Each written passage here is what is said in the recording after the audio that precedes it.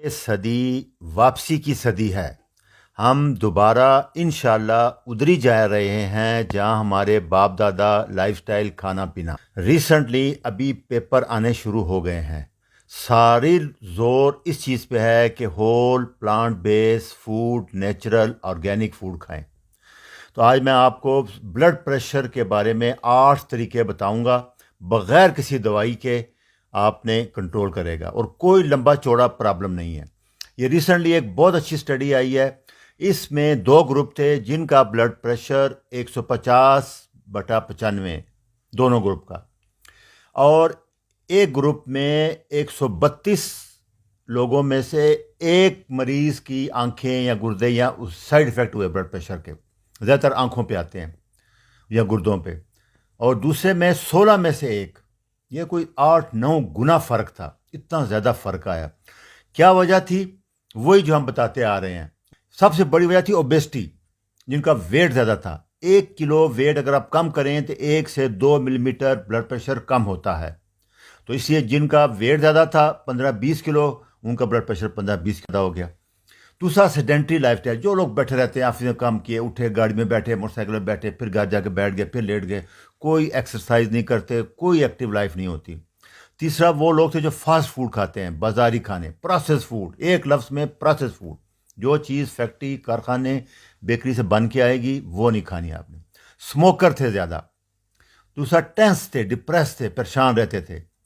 اور پھر دوسرا لیٹ نائٹ سوتے تھے، 12-1-2 بجے، وہ نیند گہری نہیں آتی۔ آخری ان کنٹرول شوگر تھی ان کو۔ تو یہ فیکٹر تھے جن لوگوں کو تھے، اور ان کا بلڈ پریشر بھی تھا۔ وہ 16 میں سے ایک مریض کو ڈیمیج ہوا، سائیڈ افیکٹ ہوا، اور جو اس کے اپوزٹ تھے ان میں 132 میں سے ایک ڈیمیج ہوا، 10 گنا کم ہو گیا۔ بڑا چیز جو اس میں سامنے آئی کہ میڈیسن صرف نمبر کم کرتی ہے، دوائی، یہ ذہن میں رکھنا ہے، اور اس کے اپنے سائیڈ افیکٹ بہت زیادہ ہوتے ہیں۔ نمبر کم کرنے کا فائدہ تب ہے اگر یہ باقی چیزیں بھی، جیسے میں آگے بتاؤں گا آپ کو، ہیلدی لائف سٹائل ہے۔ دوسرا جو ایک آدھ دفعہ میئر کرتے ہیں، یہ بہت خطرناک ہے۔ میں نے پچھلی دفعہ بھی بتایا تھا کہ یہ 24 گھنٹے روٹر آ گیا بلڈ پریشر کا، اپنے ڈاکٹر صاحب کے پاس جائیں، وہ 24 گھنٹے کی ریڈنگ آ جاتی ہے، ساری پتہ لگ جائے گی، اس کے بعد وہ ایوریج نکال لیں گے۔ یہ ابھی ہمارے بڑے بڑے شہروں میں اویلیبل ہو گیا ہے۔ اس طرح انہوں نے دیکھا جن کا 150-90 تھا، جب ان کو 24 آور میئر کیا گیا تو 30 سے 40% لوگوں کا 125-75 آیا۔ اس کا مطلب کوئی دوائی کی ضرورت ہی نہیں ہے۔ بلڈ پریشر اصل میں جو ڈیپلی اسٹڈی میں جن کا پرسسٹنٹ جب بھی چیک کریں 150-90 آئے، اس کو کہتے ہیں بڑا ہوا۔ اب جیسے آپ سوتے ہیں وہ نیچے آ جاتا ہے، ویریبل کرتا ہے، یہ خطرناک نہیں ہے۔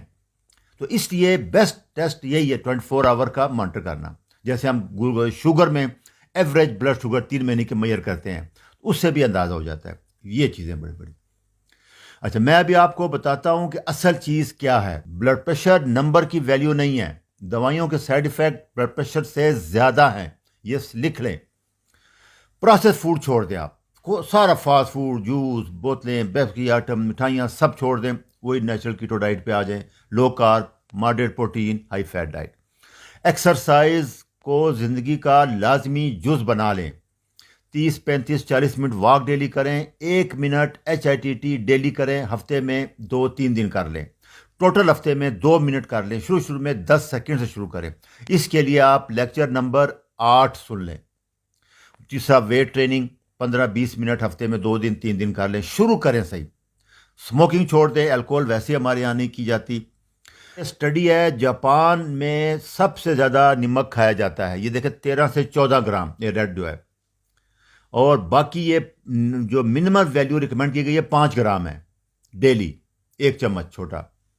اور اس کے بعد رزلٹ دیکھیں کہ جاپان میں بلڈ پریشر امریکہ سے، جہاں وہ سالٹ کم کھاتے ہیں، 7 گرام کھاتے ہیں، جاپان والے 13-14 گرام کھاتے ہیں۔ 37% لوگوں کو بلڈ پریشر ہے، اور جاپان میں 15% لوگوں کو ہے۔ باقی فیکٹر بھی دیکھ لیں۔ تو اس لیے میں نے جو ریسرچ لیٹسٹ آئی ہے کہ نمک کا رول نہیں ہے، یاد رکھنا۔ میگنیشیم، پوٹاشیم اور سوڈیم کو 3 بہت امپارٹنٹ ہے۔ سب سے زیادہ بلڈ پریشر کو نیند کے لیے میگنیشیم، پھر پوٹاشیم ہے۔ پوٹاشیم BP لو کرتا ہے، سوڈیم کم لینا ہے۔ تو یہ دیکھیں، میں نے یہ ڈائٹ چارٹ بنایا ہے، یہ لیکچر نمبر 46 ہے۔ اس میں دیکھیں آپ، میگنیشیم جو ٹیبلٹ سالٹ ہے وہ بہت مہنگے ہیں، وہ 1 مہینے کے 12 سے 13 ہزار روپے کے آتے ہیں۔ یہ میں نے سمپل ڈائٹ ہے، سستا ترین ہے، یہ آپ لے لیں۔ 500 ملی گرام میگنیشیم مل جائے گا آپ کو، اور 4800 ملی گرام پوٹاشیم، 5000 اور 600 M G potassium magnesium daily requirement ہے۔ یہ آپ دیکھ لیں اچھی طرح تسلی سے، اس میں کوئی ایسی چیز نہیں ہے جو اب یہاں نہ ملتی ہو، اس کو بڑی مشکل سے مرتب کیا گیا تھا۔ اس کے بعد جو میں نے بتایا تھا کہ بریدنگ ایکسرسائز، لیکچر 45 میں بھی بتا چکا ہوں کہ ناک سے سانس لیں 4 سے 5 سیکنڈ، اور جب نکالیں تو کوشش کریں ناک سے نکالیں 1 سیکنڈ زیادہ، اندر لینے کا جو ٹائم ہے وہ باہر نکالنے سے کم ہو۔ یہ بہت امپورٹنٹ فیکٹر ہے، یہ عمل آپ سونے سے پہلے روز 5 منٹ کریں، بی پی بھی لو آئے گا اور نیند بھی بہت گہری آئے گی آپ کو۔ تو یہ اچھی طرح سمجھ لیں، یہ بہت ضروری ایکسرسائز ہے، کرنی پڑے گی۔ اور آخر میں سب سے زیادہ وٹامن D3 10,000 انٹرنیشنل یونٹ اور وٹامن K2، اس کے بے تحاشا فائدے بیان ہو رہے ہیں۔ میں نے بتایا تھا کہ جیسے آرتھروسکلوسس، آرٹری تنگ ہو جاتی ہیں، وٹامن K2 یہاں سے کیلشیم نکال کے ہڈیوں میں اور دانتوں میں لے کے آئے گا، آرٹری کھل جائے گی، جو ہی آرٹری کھلے گی آپ کا بلڈ پریشر نیچے آنا شروع ہو جائے گا۔